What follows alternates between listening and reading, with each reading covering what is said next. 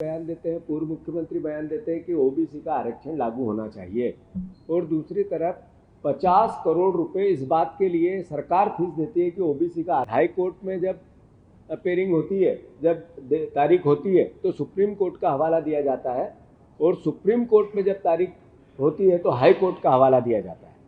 जैसा कि वरुण जी ने भी बताया कि ऑर्डिनेंस जो होता है उसकी उम्र ही, जिसके खिलाफ याचिकाएं लगी थी या एक याचिका लगी थी, उसकी उम्र 6 महीने है, और कानून आता है तो ऑर्डिनेंस अपने आप स्वतः समाप्त। मोहन यादव जी से आग्रह करता हूं कि एक तरफ मध्य प्रदेश के प्रशासन के बेहाल हैं, क्योंकि हर विभाग में व्यवस्थापन के लिए कर्मचारियों और अधिकारियों की कमी है, और दूसरी तरफ 25,000 से ज़्यादा ओबीसी के पद आपने होल्ड कर दिए, तो ये एक तरह से प्रशासनिक भी संवैधानिक संकट है। चूँकि स्पष्ट हुआ कि भारतीय जनता पार्टी ने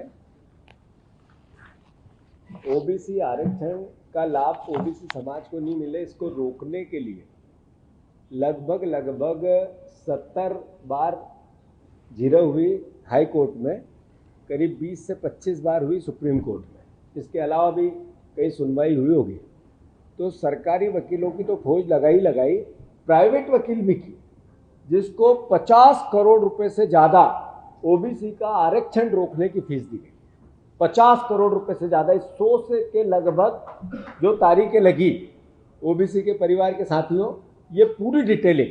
और कल की पूरी घटना में भारतीय जनता पार्टी के वकीलों ने ओबीसी के आरक्षण को स्पष्ट रोकने की जो परिस्थिति बनाई, उसका पूरा विवरण हमारे वरुण जी देंगे, जो सुप्रीम कोर्ट में ओबीसी के आरक्षण के लिए ओबीसी के बैनर तले इस बात को लड़ रहे हैं। मैं उनसे आग्रह करता हूं वो अपनी बात करें। जी, सभी लोगों को नमस्कार। यहाँ पे दो चीज़ें बड़ी महत्वपूर्ण हैं, मैं आप लोगों के साथ शेयर करना चाहता हूँ।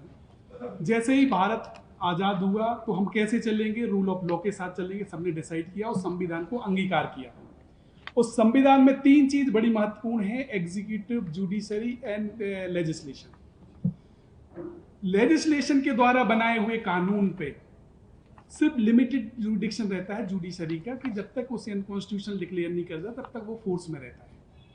ये दायित्व है लेजिस्लेशन के बनाए हुए कानून का इन्फोर्स कराने का काम है एग्जीक्यूटिव का, जो इस घटना में बिल्कुल कंप्लीटली फेलियर है। डे बाय डे कंटेम्प्ट कर रही है विधानसभा का, क्योंकि ना तो हाई कोर्ट ने रोक लगाई है, ना सुप्रीम कोर्ट ने रोक लगाई है। ये अवमानना कर रही है हर उस चुने हुए प्रतिनिधि का जो जनता के द्वारा वहां पे भेजा गया विधानसभा में, उस पूर्ण बहुमत से जिस कानून को पारित किया गया उसको लागू न करना ये अपने आप में एक गंभीर विषय है, ये संवैधानिक संकट है। रही बात कानून कोर्ट की, ऑर्डिनेंस आया 8 मार्च 2019 को, चैलेंज किया जो मेडिकल की छात्रा थी जो पीजी के लिए एस्पिरेंट थी।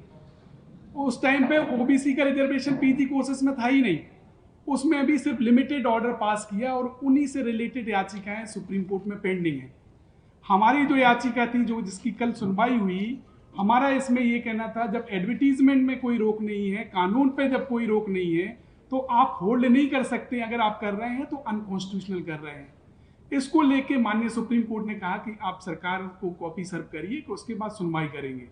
उसके बाद सरकार की तरफ से व्यू रखा गया कि नहीं, इसको सुनवाई उन याचिकाओं के साथ रखी है जो ऑर्डिनेंस के खिलाफ हुई हैं, और ऑर्डिनेंस की जो याचिकाएं हैं वो अपने आप में इन्फ्रक्चुअस हो गई है। क्यों हो गई है? क्योंकि ऑर्डिनेंस की एज ही होती है 6 महीने की, और जो पिटिशनर की जो प्रेयर है ऑलरेडी वर्कआउट कर चुकी, पिटिशनर ऑलरेडी उसमें अपना पीजी कोर्स करके अपने हॉस्पिटल रन कर रही है। तो जो इन्फ्रक्चुअस पिटिशन के साथ में उसको लगाने के लिए कोशिश की सरकार ने, और वो लगाया गया। और साथ ही हमने कहा कि चलो आप अभी अनहोल्ड नहीं कर रहे तो एक डेट फिक्स कर लीजिए कि कोई भी डेट पे पूरी सुनवाई हो जाए। तो उस पर भी जो सरकार के वकील थे उनकी तरफ से मना किया गया। ये बड़ा दुर्भाग्यपूर्ण है, क्योंकि जिस तरीके से इतनी बड़ी तादाद में इतने बड़े वर्ग का जो नुकसान हो रहा है कानून इन्फोर्स होने के बावजूद भी, ये एक चिंताजनक विषय है। इसको लेके आज आप लोगों के सामने ये बात रखी है, क्योंकि जिस तरीके से सर ने अभी बताया कि किस तरीके से विद्वान अधिवक्ता अपेयर हुए, वो बहस न करने के बाद लेके वो हमेशा डेट के लिए हमेशा जो भी अभी तक जितनी जगह हुई उसमें सरकार के द्वारा तारीख मांगी गई। हाई कोर्ट में जब मामला सुनवाई पे आता है तो ये बोल देते हैं कि सुप्रीम कोर्ट में पेंडिंग है, सुप्रीम कोर्ट में आता है तो कहते हैं हाई कोर्ट में क्यों नहीं जा रहे ये लोग। तो ये जिस तरीके से इस गेम खेला जा रहा है ये दुर्भाग्यजनक है। बस मैं इतना ही कहूँगा। बाकी साथियों, जैसा कि कांग्रेस पार्टी एक प्रमुख विपक्ष का दल है, सिर्फ बयान देना या मीडिया में अपनी बात करने से ही हमारी जिम्मेवारी समाप्त नहीं हो जाती। मैं प्रदेश कांग्रेस कमेटी का अध्यक्ष होने के जिम्मेवारी के साथ आप सबको, ओबीसी समाज को और मध्य प्रदेश वासियों को ये प्रार्थना करता हूँ कि इस पूरे घटनाक्रम से भारतीय जनता पार्टी का जो पाखंड है, झूठ है, जो उसकी भ्रम फैलाकर आंखों में मिर्ची झोंककर राज करने की नीति है, वो स्पष्ट होती है। कांग्रेस पार्टी ने, जैसा भी वरुण जी ने कहा, कि ये संवैधानिक संकट पैदा हो गया है। एक तरफ सरकार बयान देती है, मुख्यमंत्री बयान देते हैं, पूर्व मुख्यमंत्री बयान देते हैं कि ओबीसी का आरक्षण लागू होना चाहिए, और दूसरी तरफ 50 करोड़ रुपए इस बात के लिए सरकार फीस देती है कि ओबीसी का आरक्षण रुके। हाई कोर्ट में जब अपेयरिंग होती है, जब तारीख होती है, तो सुप्रीम कोर्ट का हवाला दिया जाता है, और सुप्रीम कोर्ट में जब तारीख होती है तो हाई कोर्ट का हवाला दिया जाता है।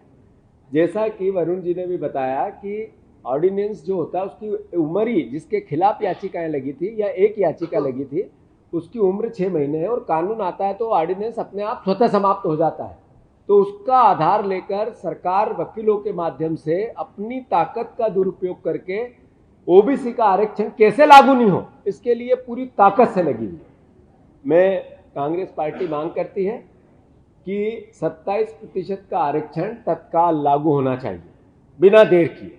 अगर नहीं होता है, जितना लेट होता है, तो उसके लिए कोई दोषी है, पापी है, तो ये भारतीय जनता पार्टी मोहन यादव की सरकार है। दूसरा, जो लगभग 25,000 के आसपास ओबीसी के 27% और 13-14% के बीच के होल्ड किए हुए पद हैं, सरकार उनके लिए रास्ते खोले, उनको नियुक्तियां दे, और नियुक्तियों के साथ उसी दिन से उनकी तनख्वाह दें जिस दिन से उन्होंने एग्जाम पास करके उनकी नियुक्तियां रोकी गई। तनख्वाह उसी दिन से उनको मिलनी चाहिए।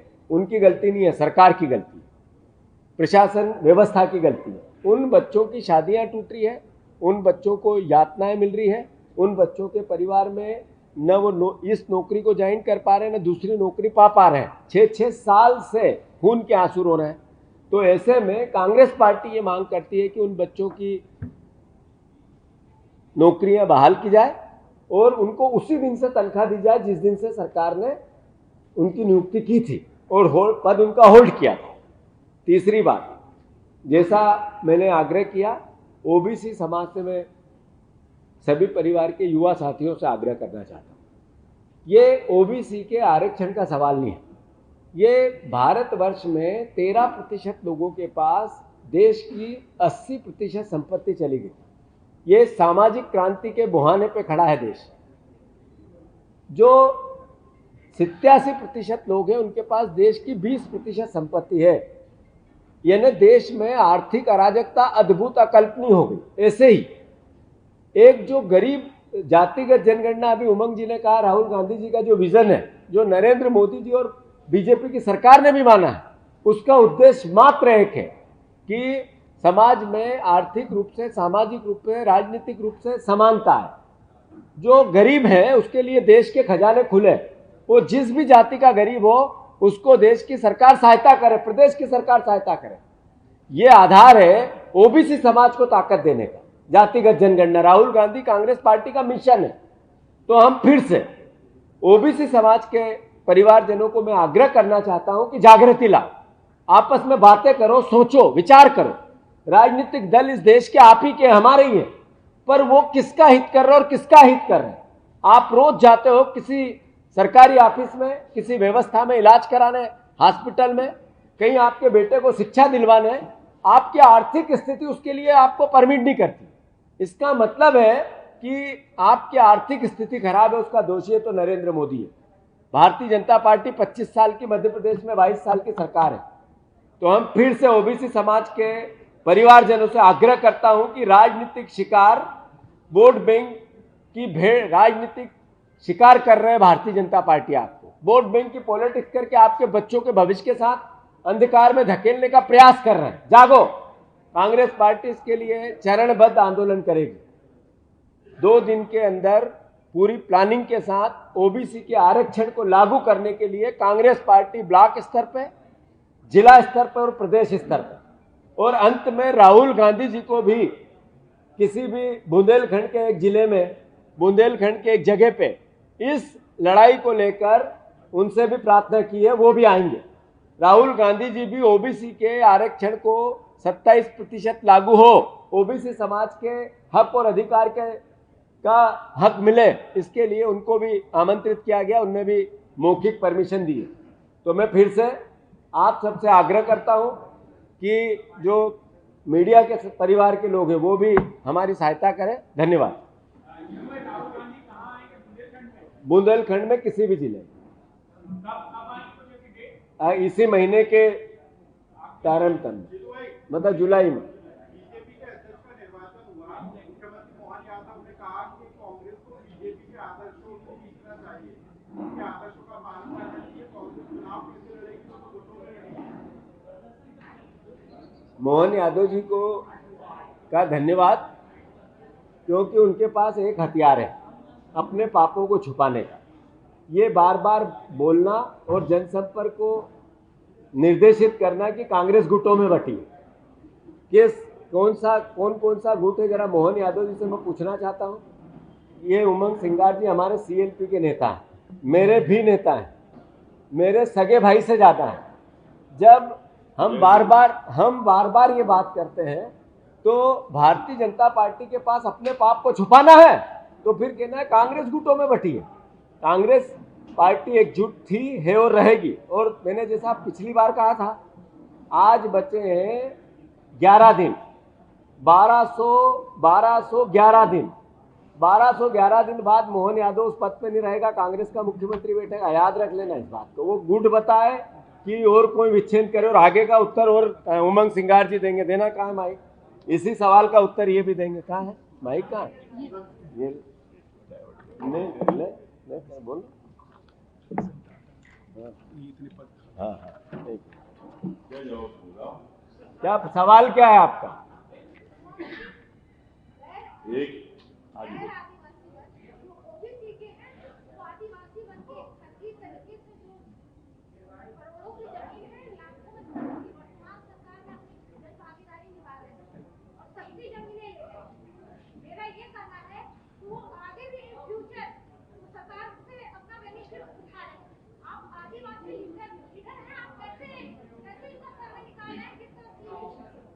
देखिए, चाहे राजस्व की जमीन हो, चाहे वन विभाग की जमीन हो, निश्चित तौर से सुप्रीम कोर्ट ने भी कहा है 2006 के पहले वन भूमि के पट्टे देने का।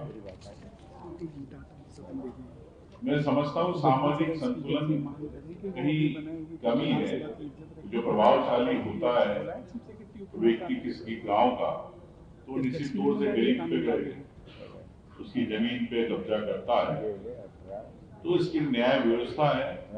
सरकार के खिलाफ पूरी कांग्रेस पार्टी इस मुद्दों पर कई बार उठाया हमने विधानसभा में भी। इस बार भी इस बात को हम लोग उठाएंगे आपकी नजर। रही बात गुटबाजी के लेके बात करना चाहता हूँ, जय वीरों की जोड़े देख रहे हो कि नहीं? धन्यवाद, थैंक यू। अच्छा, मैं एक और मेरी बात रह गई थी, आपके सवाल फिर से लूँगा। मैं मोहन यादव जी से आग्रह करता हूँ कि एक तरफ मध्य प्रदेश के प्रशासन के बेहाल हैं, क्योंकि हर विभाग में व्यवस्थापन के लिए कर्मचारियों और अधिकारियों की कमी है, और दूसरी तरफ 25,000 से ज़्यादा ओबीसी के पद आपने होल्ड कर दिए। तो ये एक तरह से प्रशासनिक भी संवैधानिक संकट है। अब देखो, मैं एक लिस्ट इस बार की जारी कर रहा हूँ। लगभग पुलिस विभाग में 25,000 पदों की भर्ती होनी है, खाली पड़े हुए। जो स्कूल शिक्षा विभाग में 1 लाख से ज़्यादा 90,000 पद शिक्षकों के, प्राचार्यों के खाली पड़े हैं। उस शिक्षा विभाग में केवल 13% रेगुलर प्राचार्य हैं। बाकी जो प्राचार्य बनाए जाते हैं वो टेम्परेरी बनाए जाते हैं, उनका अलग तरीके से किसी प्रोफेसर को दायित्व दिया जाता है। तो 13% ही प्राचार्य है हायर एजुकेशन में। फिर जनजाति विभाग में 22,000 पद खाली पड़े हैं, फिर स्वास्थ्य विभाग में 25,000 पद खाली पड़े हैं, फिर बिजली विभाग में 8,000 पद खाली पड़े हैं, राजस्व विभाग में 7,000 पद खाली पड़े हैं, महिला और बाल विकास में करीब 5,000 पद खाली पड़े हैं। ऐसे ही सार्वजनिक स्वास्थ्य परिवार कल्याण में 10,000 से 12,000 पद खाली पड़े हैं। ऐसे अलग अलग विभागों की पूरी जानकारी हम आपको जारी कर रहे हैं। कुल मिलाकर 1.5 लाख से 2 लाख पद अलग अलग विभागों के सरकार के पास मतलब वेटिंग में। तो 25,000 पद ऑलरेडी पीएससी के माध्यम से, अन्य परीक्षाओं के माध्यम से कंप्लीशन हो गया, उसके बाद भी आप नहीं लगा रहे हो। इसका मतलब है 2 तरीके की मार जनता पे पड़ रही है। एक ओबीसी समाज को नौकरी नहीं मिल रही है और उसका भुगतान प्रदेश की जनता कर रही है। तो मोहन यादव जी, कृपया करके ये प्रशासनिक दक्षता का मामला है, ये एक अच्छे मुख्यमंत्री के सिद्धांत और नैतिक दायित्व